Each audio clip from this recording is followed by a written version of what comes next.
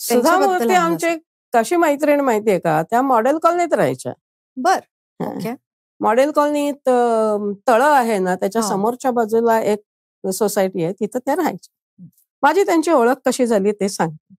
कदाचित लोकांना मजा वाटू शकेल. माझा पहिला अनुवाद प्रकाशित झालेला होता तन-मनाच्या भोवरात आणि दुसरा अनुवाद डोंगरा एवढा हा शिवराम कारंतांचा अनुवाद होता. माझी पद्धत अशी आहे पहिल्यापासूनची आत्ताची पण. आता थोडं टेक्निकल फरक झाले. पण लेखक, अनुवादक आणि प्रकाशक यांचा एक करार करायचा. तर तसं एक करारपत्राचं रजिस्टर बाड घेऊन मी आमच्या शेजारचं पोस्ट ऑफिस आहे तिथं मी लाईनीत उभी होते. त्याच्यावर ऍड्रेस होता शिवराम कारंत वगैरे वगैरे सगळं आणि मी पाकिट घेऊन आपण उभे. माझ्या मागं एक मुलगी उभी होती. मुलगी म्हणजे मी पण तेव्हा मुलगीच होते म्हणून तिला पण मुलगीच. तर पॅन्ट, बॉबकट आणि शर्ट अशा ह्याच्यातल्या ते होते.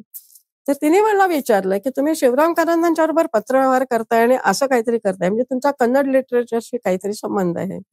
तोपर्यंत माझं एक पुस्तक प्रकाशित झालेलं होतं त्यामुळे मला वाटत होतं की मी जगप्रसिद्ध आहे.